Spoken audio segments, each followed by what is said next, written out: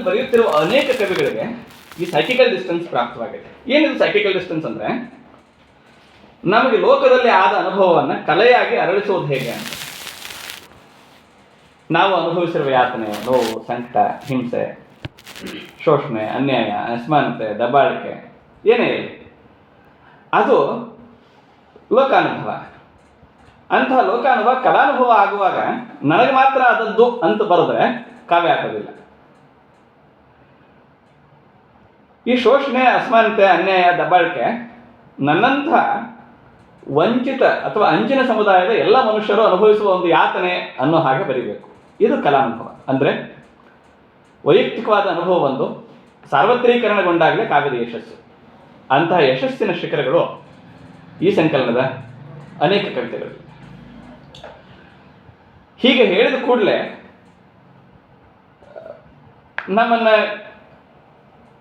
ನಮ್ಮ ವಿಮರ್ಶೆಯನ್ನು ಕೇಳುವವರು, ಓದುವವರು ಏನು ಅನ್ಕೋಬಹುದು ಅಂದರೆ, ಹಾಗಾದರೆ ಇದರಲ್ಲೆಲ್ಲ ಇರೋದು ಹೊಳೆಯುವ ಬಂಗಾರ ಅಂತ ಹೇಳಿ. ಹಾಗಲ್ಲ. ಅದು ನಿಷ್ಠುರ ನೆಲೆಯಿಂದ ನೋಡುವಾಗ ಒಂದು ತಾಟಸ್ಥ್ಯ ಪ್ರಾಪ್ತ ಆಗಿದೆ ಅನ್ನೋದೇ ಸತ್ಯ. ಏನದು ಅಂತ ಹೇಳಿದ್ರೆ, 70ರ ದಶಕದಲ್ಲಿ, ನಾ ಈ ಮಾತನ್ನು ಯಾಕೆ ಹೇಳ್ತಿದ್ದೀನಿ ಅಂದರೆ, 70ರ ದಶಕದಲ್ಲಿ ನಮ್ಮಲ್ಲಿ ದಲಿತ ಬಂಡಾಯ ಸಾಹಿತ್ಯ ಚಳವಳಿ ಆರಂಭ ಆದಾಗ ಸಾಮಾಜಿಕ ಅಸಮಾನತೆ, ಅನ್ಯಾಯ, ಶೋಷಣೆ, ಜಾತೀಯತೆ ಇವುಗಳನ್ನು ಕುರಿತು ಬರೆಯೋದಕ್ಕೆ ಹೊರಟವರೆಲ್ಲ ಎತ್ತರ ಧ್ವನಿಯಲ್ಲಿ ಸಮಾಜದ ವಿರುದ್ಧ ಪ್ರತಿಭಟನಾತ್ಮಕವಾಗಿ ಬರೆದರು.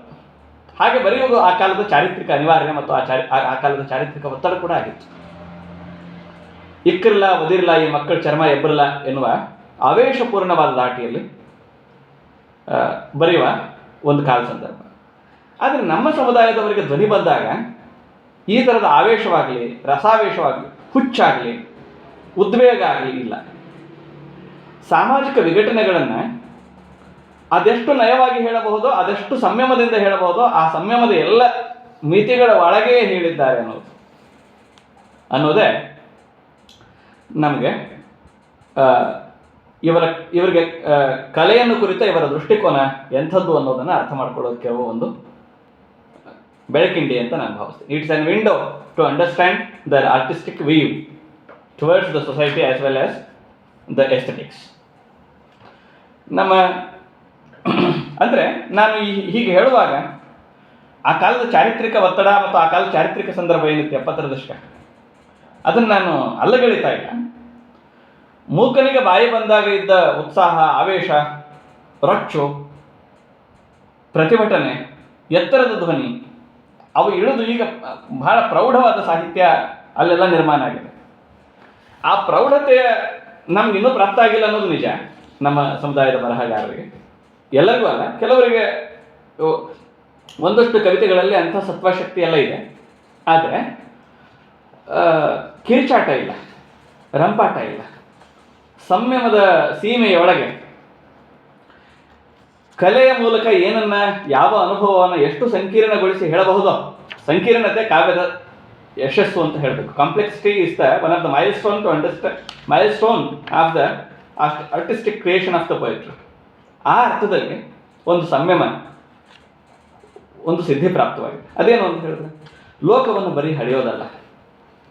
ಉದಾಹರಣೆ ಹೇಳೋದಾದರೆ, ನಾನು ಇಷ್ಟೆಲ್ಲ ಯಾಕೆ ಹೇಳ್ತಿದ್ದೀನಿ ಅನ್ನೋದಕ್ಕೆ, ಮೊದಲು ಕವಿತೆ ಇತ್ತಲ್ಲ, ಆತ್ಮಸಾಕ್ಷಿ ಅನ್ನೋ ಕವಿತೆ. ನೀನು ನನ್ನನ್ನು ಅರ್ಥ ಮಾಡ್ಕೊಳ್ಳೋಕ್ಕಾಗಿಲ್ಲ, ಒಬ್ಬರು ಇನ್ನೊಬ್ಬರನ್ನ ಅರ್ಥ ಮಾಡಿಕೊಳ್ಳಲಾಗದ ಅಸಾಧ್ಯತೆಯನ್ನು ಹೇಳ್ತಾ ಹೇಳ್ತಾ ಕೊನೆಗೆ ಬಂದು, ನೀನು ಶಸ್ತ್ರಚಿಕಿತ್ಸೆ ಮಾಡಿದ್ರೆ ಏನು ಪ್ರಯೋಜನ ಇಲ್ಲ ಅಂತ ಹೇಳ್ತಾ ಎಲ್ಲ ಬಂದು ವ್ಯಂಗ್ಯ, ವಿಷಾದ ಎಲ್ಲ ಮಾಡ್ತಾ ಕೊನೆಗೆ ಬಂದು ನಿಲ್ಲೋದು ಎಲ್ಲಿ ಅಂತ ಹೇಳಿದ್ರೆ, ನಾನು ನಿನ್ನ ಬೆನ್ನು ಹಿಂದಿದ್ದೇನೆ, ನಿನ್ನ ಜೊತೆ ಇದ್ದೇನೆ, ನಾನು ನಿನ್ನ ಜೊತೆ ಯಾವಾಗಲೂ ಇರ್ತೇನೆ ಅಂತ ಹೇಳೋ ಇದಿದೆಯಲ್ಲ. ಆಮೇಲೆ ಪ್ರೊಫೆಸರ್ ಹೊಂಬಾಳ ಅವ್ರದ್ದು ನಿರ್ಭೀತರ ಅನ್ನೋ ಕವಿತೆಯಲ್ಲಿ ಬರೋ ಬಹಳ ಅಮೂಲ್ಯವಾದ ಏನು, ದ್ರೋಣ ತನದಿಂದೆಮ್ಮ ಕೊಲ್ಲುವ ಜನಕ್ಕೆ ನಾವು ದಾರಿ ತೋರಬೇಕು ಅಂತ. ದ್ರೋಣ ತನದಿಂದೆಮ್ಮ ಕೊಲ್ಲುವ ಜನಕ್ಕೆ ನಾವು ದಾರಿ ತೋರಬೇಕು ಅಂತ. ಅದು ದ್ರೋಣ ತನದಿಂದೆಮ್ಮ ಜೀವ ಕೊಲ್ಲುವ ಜನಕ್ಕೆ ಜಾವದ ದಾರಿಯನ್ನು ತೋರಿ ಜಯಗೊಳ್ಳುವೆವು ಅಂತ ಹೇಳೋದು. ಅಂದರೆ ನೊಂದ ಬಂಧುತ್ವಕ್ಕೆ ನಿತ್ಯ ಜ್ಯೋತಿಗಳಾಗುವೆವು ಅಂತ. ಹೀಗೆ ಹೇಳೋದಿದೆಯಲ್ಲ. ಆಮೇಲೆ ನಮ್ಮ ಕಂಬನಿಗಳಿಗೆ ಬಹುದೊಡ್ಡ ಘನತೆ ಇದೆ ಅಂತ ಹೇಳೋದು. ಈ ಥರದಲ್ಲೆಲ್ಲ ಗಮನಿಸಿದಾಗ ನಮಗೆ ಎಲ್ಲೋ ಏನಂತೀರಿ ರೊಚ್ಚು ಆವೇಶ ಅದು ಇಳಿದು ಕೊನೆಗೆ ಮತ್ತೆ ಎಲ್ಲಿಗೆ ಹೋಗಬೇಕು ಅಂತ ಹೇಳಿದ್ರೆ ಸಮನ್ವಯದ ಹಾಡುವ ನೆಲೆಗೆ ಮತ್ತೆ ಬಂದಿದೆ. ಆಮೇಲೆ ಅಂತರಂಗದ ಬೆಳಕು ಅನ್ನೋ ಕವಿತೆಯಲ್ಲಿ ಬಾಪು ಕಾಡೆ ಅವರು ಏನು ಹೇಳ್ತಾರೆ ಅಂತ ಹೇಳಿದ್ರೆ, ಅವ್ರ ಕವಿತೆ ಕೊನೆಯ ಸಾಲುಗಳೇನಿದೆಯಲ್ಲ ಅವು ಸೂಚಿಸ್ತಿರುವ ಆಶಯ ಕೂಡ ಇದೆ. ಆಮೇಲೆ ಮುಖವಾಡಗಳ ಯುದ್ಧ ನಿಲ್ಲಬೇಕು ಅನ್ನೋದಿದೆಯಲ್ಲ, ಇದರಲ್ಲಿ ಸಮಾಜಕ್ಕೆ ಆಗ್ರಹ ಇಲ್ಲ, ಬದಲಾಗಿ ಒಂದು ಏನಿದೆ ಅಂತ ಹೇಳಿದ್ರೆ ಒಂದು ತಿಳುವಳಿಕೆ ಮಂಡಿಸುವ ಪ್ರಯತ್ನ. ಇಂಥ ಕಲೆಗಾರಿಕೆ ಇದೆಯಲ್ಲ ಈ ಕವಿತೆಗಳ ಯಶಸ್ಸು. ಇನ್ನು ಈ ಸಂಕಲನದ ಬಹಳಷ್ಟು ಕವಿತೆಗಳು, ಸುಮಾರು 7-8 ಕವಿತೆಗಳು ಲೂಯಿ ಬ್ರೈಲ್ರನ್ನ ಕುರಿತಂತೆ ಇರೋದು ಬಹಳ ಸಹಜ ಅಂತ ಕಾಣಿಸುತ್ತೆ ನನಗೆ ಒಂದೊಂದು ಕವಿತೆಯನ್ನು ಓದಿದಾಗಲೂ ಒಂಥರ ನಾನು ಈ ಕವಿತೆಗಳನ್ನು ನಿಷ್ಠುರವಾಗಿ ವಿಮರ್ಶೆ ಮಾಡಬಲ್ಲನೆ ಅಂತ. ಯಾಕಂದರೆ ವಿಮರ್ಶಕನಿಗೂ ಒಂದು ಮಾನಸಿಕ ದೂರ ಬೇಕು. ಅವನು ಭಾವಾವೇಶದ ಹುಚ್ಚು ಹೊಳೆಯಲ್ಲಿ ತೇಲಬಾರದು. ನನಗೆ ಬ್ರೈಲ್ರನ್ನು ಕುರಿತು ಓದುವ ಕವಿತೆಗಳ ಸಂದರ್ಭದಲ್ಲೆಲ್ಲ ಹಾಗೆ ಅನಿಸ್ತಿತ್ತು. ಅದೆಂಥ ಒಬ್ಬರಂತೂ ಕೇಶವಮೂರ್ತಿ ಅವ್ರು ಏನು ಬರೆದಿದ್ರು ಅಂತ ಹೇಳಿದ್ರೆ, ನಮ್ಮಂಥವ್ರಿಗೆಲ್ಲ ಬೆಳಕಾಗಲಿ ಅಂತಲೇ ನೀನು ಕಣ್ ಕಳ್ಕೊಂಡೆ ಅಂತ. ನನಗೆ ಅದು ಅತಿಶಯೋಕ್ತಿಯ ಮಾತು, ಅತಿಶಯೋಕ್ತಿ ಅಥವಾ ಒಂದು ನಮ್ಮ ಸಾಹಿತ್ಯ ಬರವಣಿಗೆಯಲ್ಲಿ ನನ್ನ ಉತ್ಪ್ರೇಕ್ಷಾಲಂಕಾರ ಅಂತ ಅಂದ್ಕೊಂಡ್ರೂ ಅದನ್ನೇ ಒಂದು ಸಮುದಾಯದ ಸಾಂಸ್ಕೃತಿಕ ಅಸ್ಮಿತೆ ಅಥವಾ ಅದರ ಪ್ರಾತಿಭಾಷೆ ಶಕ್ತಿಯ ಅರಳುವಿಕೆಗೆ ಹೀಗೆ ಬರೆಯದೆ ಮತ್ತೆ ಹೇಗೆ ಬರೀಬೇಕು ಈ ಮಹಾತ್ಮ ಕೆಲಸ ಮಾಡಿದ ರೀತಿಯನ್ನು ಕುರಿತು ಅಂತ ಅನ್ನಿಸ್ಲಿಕ್ಕೆ ಶುರುವಾಯಿತು. ಇಲ್ಲಿನ ಬಹಳಷ್ಟು ಕವಿತೆಗಳಲ್ಲಿ ಆಮೇಲೆ ಒಬ್ಬರು ಬರೆದಿದ್ದೇನೆಂದರೆ ಶಿವಾನಂದ ಅಂತ. ಅವರು ಶಿವಾನಂದನ ಬಾಳಿಗೆ ಬೆಳಕಾದೆ ಅಂತ ಬ್ರೈಲ್ ಬಗ್ಗೆ ಬರೆದಿದ್ದು, ಲೂಯಿ ಅವರ ಬಗ್ಗೆ. ಆಮೇಲೆ ಹೆಲನ್ ಕೆಲ್ಲರ್ ಬಗ್ಗೆ ದಿವ್ಯ ದೀಪಿಕೆ ಅಂತ ಒಂದು ಕವಿತೆ ಬಂದಿದೆ. ಇಂಥ ಈ ಕವಿತೆಗಳಲ್ಲಿ ಕಲಾತ್ಮಕವಾದದ್ದೇನೂ ಇಲ್ಲ. ಕಲೆಯ ದೃಷ್ಟಿಯಿಂದ ಇವು ಬಹಳ ಸೊರಗಿರೋ ಕವಿತೆಗಳು. ಆದರೆ ವ್ಯಕ್ತಿ ಚಿತ್ರವೊಂದನ್ನು ಕವಿತೆಯಾಗಿಸುವಾಗ ಇರುವ ಬಿಕ್ಕಟ್ಟು ಇವುಗಳಿಗೂ ಪ್ರಾಪ್ತವಾಗಿದೆ. ವ್ಯಕ್ತಿ ಚಿತ್ರಗಳನ್ನು ಕಲೆಯಾಗಿಸುವಾಗ ಅದು ಕವಿತೆಯ ರೂಪಕ್ಕೆ ಒಗ್ಗಿಸುವಾಗ ಇಂಥದ್ದೊಂದು ಬಿಕ್ಕಟ್ಟು ಇದ್ದೇ ಇರುತ್ತೆ. ಅಂತಹ ಬಿಕ್ಕಟ್ಟು ಮತ್ತು ಮಿತಿ ಈ ಎಲ್ಲ ಕವಿತೆಗಳಿಗೂ ಇದೆ. ಕಲೆಯ ದೃಷ್ಟಿಯಿಂದ ಇವು ಮುಖ್ಯವಲ್ಲವಾದರೂ ಒಂದು ಸಮುದಾಯದ ಸಂವೇದನೆಯ ಪುನರ್ಜಾಗರಣದ ದೃಷ್ಟಿಯಿಂದ ಈ ಕವಿತೆಗಳಿಗೆ ಒಂದು ರೆಲೆವೆನ್ಸ್ ಪ್ರಾಪ್ತವಾಗಿದೆ ಅಂತ. ಇನ್ನು ಈ ಸಂಕಲನದ ಕವಿತೆಗಳಲ್ಲಿ ಬಹಳಷ್ಟು ಕವಿತೆಗಳು ಆಶಯಾತ್ಮಕವಾಗಿವೆ. ಅವು ಅಂದರೆ ಹಿಂದೆಂದು ಅಥವಾ ಮುಂದೆಂದು ಈಡೇರದ ಆಶಯಗಳನ್ನು ಹಾಗಾಗಲಿ ಅಂತ ಬಯಸುವ ನೆಲೆಯಿಂದ ಹೊರಟವುಗಳು. ಆದರೆ ಆ ಆಶಯಾತ್ಮಕತೆ ಅಂತ ಏನಿದೆ ಮೋಟಿವ್, ಅದರೊಳಗೆ ಅಥೆಂಟಿಕ್ ಆದ ಪ್ರಾಮಾಣಿಕತೆ ಇದೆ. ಹಾಗೊಂದು ಕಾಲ ಬರಲಿ ಎನ್ನುವ ಸದಾಶಯ ಇದೆ. ಅದು ಸುಮ್ಮನೆ ಭ್ರಮೆಯ ಲೋಕಕ್ಕೆ ಕಟ್ಟುಬಿದ್ದು ಬರೆದ ಆಶಯವಲ್ಲ. ಅಂಥ ಕವಿತೆಗಳು ಬಹಳಷ್ಟಿವೆ. ಉದಾಹರಣೆಗೆ ಪಿ ವಿ ನಾಗರಾಜ್ ಅವ್ರದ್ದೊಂದು ಕವಿತೆ ಇದೆ, ಹರಕುಲಂಗದ ಹುಡುಗಿಗೆ ಪ್ರೀತಿಗಾಗಿ ಧ್ವನಿ ಎತ್ತಬೇಕು ಅಂತ. ಅವೆಲ್ಲ ಆಶಯಾತ್ಮಕ ಕವಿತೆಗಳು. ಇನ್ನು ಈ ಸಂಕಲನದಲ್ಲಿ ಪ್ರೀತಿ ಪ್ರೇಮದ ಬಗ್ಗೆ ಬರೆದ ಕವಿತೆಗಳು ಅನೇಕ, ಬಹಳ ಕವಿತೆಗಳಿವೆ. ಆಮೇಲೆ ಹೆಣ್ಣನ್ನು ಕುರಿತು ಬರೆದ ಕವಿತೆಗಳು ಬಹಳ ಇವೆ. ಈ ವಿಷಯದಲ್ಲಿ ನಾನು ಒಂದು ಮಾತನ್ನು ಹೇಳೋದಾದರೆ, ಕನ್ನಡ ಸಾಹಿತ್ಯ ಪರಂಪರೆಯೊಳಗೆ ಬರೆದ ಕವಿಗಳೆಲ್ಲ ಹೆಣ್ಣನ್ನು ಕುರಿತು ಬರೆದಿದ್ರಲ್ಲಿ ತಮ್ಮ ಆಯುಷ್ಯವನ್ನೆಲ್ಲ ಏನು ಮಾಡಿದ್ದಾರೆ, ವಹಿಸಿದ್ದಾರೆ ಬಹಳಷ್ಟು ಜನ. ಅಂಥ ಸಾಲಿಗೆ ನಮ್ಮವರು ಸೇರ್ತಿರೋದು ಸಮಾಧಾನ. ಆದರೆ ಒಂದು ಸಂಗತಿಯನ್ನು ಹೇಳಬೇಕು. ನಾನು ಇಲ್ಲಿನ ಪ್ರೇಮ ಕವಿತೆಗಳ ಸಂದರ್ಭದಲ್ಲಿ ಬೇಂದ್ರೆ ಅವರು ಒಂದು ಮಾತನ್ನು ಕೋಟ್ ಮಾಡಿ ಇಲ್ಲಿನ ಆ ಕವಿತೆಗಳ ಒಟ್ಟು ನೆಲೆ ಯಾವುದು ಅನ್ನೋದನ್ನು ಹೇಳೋಕ್ಕೆ ಪ್ರಯತ್ನ ಮಾಡೋದೇನು ಅಂತ ಹೇಳಿದ್ರೆ, ಮಾನವ ಚರಿತ್ರೆಯಲ್ಲಿ ಅದೆಷ್ಟೋ ಪ್ರಳಯಗಳಾಗಿವೆ, ಮಾನವ ಚರಿತ್ರೆಯಲ್ಲಿ ಅದೆಷ್ಟೋ ಪ್ರಳಯಗಳಾಗಿವೆ. ಹೆಣ್ಣಿನ ಪ್ರೇಮ ಗಂಡಿನ ಭಾಗ್ಯ ಸೋತು ಸೋತು ಮಾಗಿವೆ ಅಂತ. ಮಾನವ ಚರಿತ್ರೆಯಲ್ಲಿ ಅದೆಷ್ಟೋ ಪ್ರಳಯಗಳಾಗಿವೆ. ಹೆಣ್ಣಿನ ಪ್ರೇಮ ಗಂಡಿನ ಭಾಗ್ಯ ಸೋತು ಸೋತು ಮಾಗಿವೆ. ಈ ಕವಿತೆಗಳಲ್ಲಿ ಉದಾಹರಣೆ ಆತ್ಮಸಾಕ್ಷಿ, ಪ್ರೀತಿ ಎಂಬ ಕಟ್ಟುಕತೆ, ಪ್ರೀತಿಯ ಬಾಧೆ, ಆಮೇಲೆ ಓ ಪ್ರೇಮವೇ ಅಂತ ಆನಂದ್ ಅವ್ರದ್ದೊಂದು ಕವಿತೆ. ಘಟಕ್ ಸಿಂಗ್ ಅವ್ರ ಕವಿತೆಗಳಂತೂ ಅವು ಸೋತು ಸೋತು ಮಾಗಿ ಹೋಗಿವೆ. ಆತ್ಮಸಾಕ್ಷಿ ಅನ್ನೋ ಕವಿತೆನೂ ನನಗೆ ಹಾಗೇ ಅನಿಸಿದೆ. ಓ ಚೆಲುವೆ ಅನ್ನೋ ಒಂದು ಕವಿತೆ. ಇಲ್ಲೆಲ್ಲ ಪ್ರೇಮದ ಸಂಭ್ರಮ ಮತ್ತು ಸಂಕಟ ಎರಡೂ ಇವೆ. ಆದರೆ ಇಲ್ಲೆಲ್ಲ ಇರೋದೇನು ಅಂತ ಹೇಳಿದ್ರೆ, ಒಬ್ಬರು ಇನ್ನೊಬ್ಬರನ್ನು ಅರ್ಥ ಮಾಡಿಕೊಳ್ಳಲಾಗದ ಅಸಾಧ್ಯತೆ. It is impossible to understand the other human being ಎನ್ನುವ ಆಶಯವೇ ಎಲ್ಲ ಪ್ರೇಮ ಪ್ರೀತಿಯ ಕವಿತೆಗಳ ಹಿಂದೆ ನಿಂತಿದೆ. ಹಾಗಾಗಿ ಮನುಷ್ಯ ಚರಿತ್ರೆಯಲ್ಲಿ ಅದೆಷ್ಟು ಪ್ರಳಯಗಳಾಗಿವೆ ಗೊತ್ತಿಲ್ಲ. ಹೊಸ ಮನುಷ್ಯರು ಹುಟ್ಟಿದ್ದಾರೆ. ಆದರೆ ಎಲ್ಲರ ಹಣೆ ಬರಹ ಏನು ಅಂತ ಹೇಳಿದ್ರೆ, ಹೆಣ್ಣಿನ ಪ್ರೇಮ ಗಂಡಿನ ಭಾಗ್ಯ. ಅವಕ್ಕೆ ಇರೋದೇನು ಅಂತ ಹೇಳಿದ್ರೆ, ಒಬ್ಬರು ಇನ್ನೊಬ್ಬರನ್ನು ಕಾಯೋದು. ಸಿಗುತ್ತೆ, ಆಗುತ್ತೆ, ಕೂಡ್ತೀವಿ, ಚೆನ್ನಾಗಿರ್ತೀವಿ ಅಂತ ಅಂದುಕೊಂಡೆ ಮಾಗಬೇಕು ಅಷ್ಟೇ. ಎಲ್ಲ ಕೂಡುವಿಕೆ ಹಿಂದೆ ಅಗಲುವಿಕೆ ಇರುತ್ತೆ ಅನ್ನೋದನ್ನೇ ಇಲ್ಲಿ ಕವಿತೆಗಳು ಹೇಳುತ್ತೆ.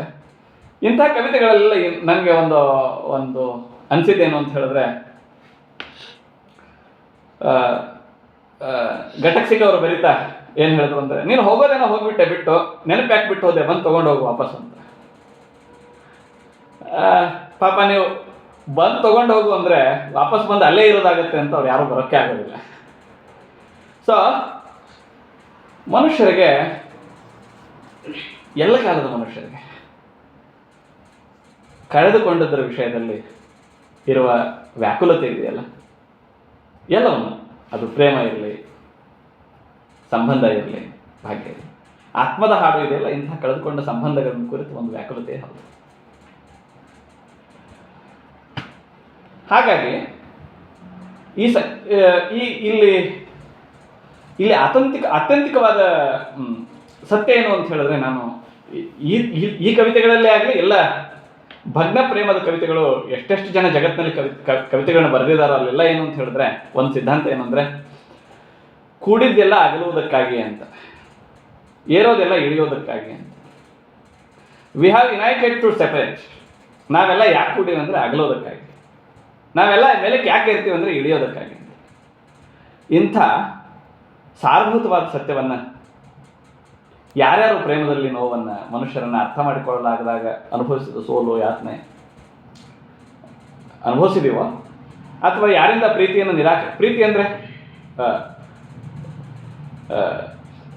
ಚರ್ಮಪ್ರಾಪ್ತವಾದ ಕಾಮ ಅಲ್ಲ, ಎಲ್ಲ ಬಗೆಯ ಒಲವು, ಸ್ನೇಹ, ಸೌಜನ್ಯ, ಸಹಬಾಳ್ವೆ, ಸಂಬಂಧ ಏನೇನು ಬಯಸ್ತೀವೋ ಜಗತ್ತಲ್ಲಿ, ಅದರ ಎಲ್ಲದರ ಹಿಂದೆ ಇರುವ ಈ ವಿಷಾದದ ಮುಖವನ್ನು ಈ ಸಂಕಲನದ ಕವಿತೆಗಳು ದಾಖಲಿಸ್ತಿರೋದು ಕೂಡ ಗಮನಿಸಬೇಕಾದ ಸಂಗತಿ. ಇನ್ನು ಸಾಮಾಜಿಕ ವಿಷಯಗಳ ಬಗ್ಗೆ ಅಥವಾ ಸುತ್ತಲಿನ ಸಾಮಾಜಿಕ ವಿಘಟನೆ, ವಿಸ್ಮೃತಿ, ಅದರ ಕೊಳಕು ಕೊಚ್ಚಗಳ ಬಗ್ಗೆ ನಮ್ಮವ್ರು ಏನು ಬರೀತಾರೆ ಅಂತ ಗಮನಿಸ್ಲಿಕ್ಕೆ ಹೊರಟಾಗ ನನಗೆ ಆಶ್ಚರ್ಯ ಆದದ್ದೇನು ಅಂತ ಹೇಳಿದ್ರೆ, ನೇತ್ರಾವತಿ ಅನ್ನೋರು ಭ್ರೂಣ ಹತ್ಯೆ ಬಗ್ಗೆ ಬರೆದ ಒಂದು ಕವಿತೆ, ವಿಪರ್ಯಾಸ ಅಂತ ಒಂದು ಕವಿತೆ, ಕೃಷ್ಣ ಹಂಬಾಲ್ ಸರ್ದು ಆತ್ಮದ ಹಾಡು, ಸಾಮಾಜಿಕ ಸೋಗುಗಳನ್ನ ಕುರಿತ ಕವಿತೆ, ಆಮೇಲೆ ಈ ಥರದ್ದು ಬೇರೆ ಬೇರೆ ನೆಲೆಯ ಕವಿತೆಗಳು, ಆಮೇಲೆ ಇವ್ರದ್ದು ಕಾಗೆ ಮುಟ್ಟಿದಾಗ ಅಂತ ನರಸಿಂಹಮೂರ್ತಿ ಅವ್ರದ್ದೊಂದು ಕವಿತೆ. ಈ ಥರದ ಕವಿತೆಗಳಲ್ಲಿರುವ ಸಾಮಾಜಿಕ ಆಶಯಗಳು. ಮತ್ತು ನಾನು ಭಾವತೀರ್ಥದ ತೀರ್ಥ ತುಂಬಿ ಕವಿತೆ ಬರೆಯುತ್ತೇನೆ, ಕಲ್ಪನಾ ಸಾಮ್ರಾಜ್ಯ ಕಟ್ಟುವುದಿಲ್ಲ, ಸದಾಚಾರದ ಪದ್ಯ ಬರೆಯುವೆ ಅನ್ನುವ ಶಿವರಾಜ ಶಾಸ್ತ್ರಿಗಳ ಕವಿತೆ. ಇಲ್ಲೆಲ್ಲ ಇರೋದೇನು ಅಂತ ಹೇಳಿದ್ರೆ, ಸಾಮಾಜಿಕ ಏನು ನಮ್ಮ ಮುಂದಿನ ವಿಪತ್ತುಗಳೇನಿವೆ ಅವನ್ನೆಲ್ಲ ನಿಷ್ಠುರವಾಗಿ ನೋಡುವ ಪ್ರಯತ್ನ ಹೀಗಿದೆ. ಆಮೇಲೆ ಇಲ್ಲೆಲ್ಲ ಸಹಾನುಭೂತಿಯನ್ನು ಬಯಸುವ, ಅನುಕಂಪೆ ಬಯಸುವ ಯಾವ ಆಲೋಚನೆಯೂ ಈ ಬರಹಗಾರರಿಗಿಲ್ಲ. ಬೇಡ ಜಗದ ಕಪಟ ಪ್ರೀತಿ ಎನ್ನುವ ನಿಷ್ಠುರ ನೆಲೆಯಲ್ಲಿಯೇ ನಿಂತು ಇವರೆಲ್ಲ ಬರೀತಿದ್ರು. ಒಂದು ಕಡೆಗೆ ವಿಪರ್ಯಾಸ ಅನ್ನೋ ಕವಿತೆಯಲ್ಲಿ ರಾಮರಾಜ್ಯದ ಕನಸು ಗ್ರಂಥಗಳ ಗೋರಿಯಲ್ಲಿ ಬಾಳಿದವು ಅಂತ, ನಮ್ಮೆದೆಯ ಗುಹೆಯೊಳಗೆ ದೇವರಿಲ್ಲದ ಗುಡಿಯು ಬೆಳೆಯುತ್ತಿದೆ, ಭೀಭತ್ಸ ಬಯಕೆಗಳ ಗೋಪುರವು ಕೃತಕ ದೀಪವ ಬೆಳಗಿ ಗಂಟೆ ಬಾರಿಸಿ ಹಾಡು ಮಲಿನತೆಯ ರಮ್ಯತೆಗೆ ಸಾಕ್ಷಿಯಾಗಿದೆ ನೋಡು. ಈ ಥರದಲ್ಲೆಲ್ಲ ನಮಗೆ ಸುತ್ತಲಿನ ಸಾಮಾಜಿಕ ವ್ಯವಸ್ಥೆಯೊಳಗಿನ ತಾಂಡವಗಳಿಗೆ ನಮ್ಮ ಪ್ರತಿಕ್ರಿಯೆ ಯಾವ ರೂಪದ್ದು ಅನ್ನೋದಕ್ಕೆ ಈ ಕವಿತೆಗಳು ಮುಖವಾಣಿಯಾಗಿವೆ. ಹಾಗೆಯೇ ಕನ್ನಡ ನಾಡಿನ ಬಗ್ಗೆ, ದೇಶದ ಗಡಿಗಳನ್ನು ಕಾಯುವ ವೀರ ಯೋಧರ ಬಗ್ಗೆ ಅನೇಕ ಕವಿತೆಗಳು. ಆದರೆ ಅಥವಾ ತಮ್ಮ ಸ್ಥಳೀಯ ಪ್ರದೇಶದ ಸಾಂಸ್ಕೃತಿಕ ಮೌಲ್ಯಗಳನ್ನು ಸಾರುವ ಕವಿತೆಗಳಿವೆ. ಆದರೆ ಅನೇಕ ಕವಿತೆಗಳು, ಉದಾಹರಣೆ ಕೆಲವು ಗೆಳೆಯನ ಗುಣಗಾನ, ನನ್ನ ಸತಿ ಅಥವಾ ಬಡವನಗೋಳು, ಈ ಥರದ ಕವಿತೆಗಳು ಇನ್ನೂ ಕಾವ್ಯವಾಗಿ ಮಾಗಬೇಕಾದ, ತಮ್ಮ ಅಭಿವ್ಯಕ್ತಿಯ ಮಾರ್ಗದಲ್ಲಿ ಇನ್ನೂ ಸವಿಸಬೇಕಾದ ದಾರಿ ಬಹಳಷ್ಟಿದೆ ಅನ್ನೋದಕ್ಕೆ ಸಾಕ್ಷಿಯಾಗಬಲ್ಲ ಕವಿತೆಗಳಿವೆ. ಸೊ ಹೀಗಾಗಿ ಒಟ್ಟಿನಲ್ಲಿ ಈ ಸಂಕಲನ ಕೆಂಡದ ನೆರಳು ಇದರ ಯಶಸ್ಸಿರೋದು ಎಲ್ಲಿ ಅಂತ ಹೇಳಿದ್ರೆ, ಇದು ಪಾವಿತ್ರ್ಯದ ಹುಚ್ಚಿಗಾಗಿ ಹೊರಟ ಕವಿತೆ ಅಲ್ಲ, ಪಾಪದ ಹುಚ್ಚನ್ನು, ಆ ಹುಚ್ಚಿನ ಬಹುನೆಲೆಗಳನ್ನು ಶೋಧಿಸುವ ಒಂದು ಸೃಜನಾತ್ಮಕ ಅಭಿವ್ಯಕ್ತಿ ಅನ್ನುವ ಮಾತುಗಳನ್ನ ನಾನು ಆಡ್ತಾ, ಇದುವರೆಗೆ ನನ್ನನ್ನು ಸಹನೆಯನ್ನು ಕೇಳಿಸ್ಕೊಂಡಿರುವ ನಿಮಗೆ ನನ್ನ ಕೃತಜ್ಞತೆ ಹೇಳಿ ನನ್ನ ಮಾತಿಗೆ ವಿರಾಮ ಕೊಡ್ತೇನೆ. ನಾವು ಇನ್ನಷ್ಟು ವಿಷಯಗಳನ್ನ ಚರ್ಚೆಯ ಸಂದರ್ಭದಲ್ಲಿ ಎತ್ಕೊಳ್ಬೋದು ಅಂತ ಭಾವಿಸ್ತೇನೆ. ಧನ್ಯವಾದ.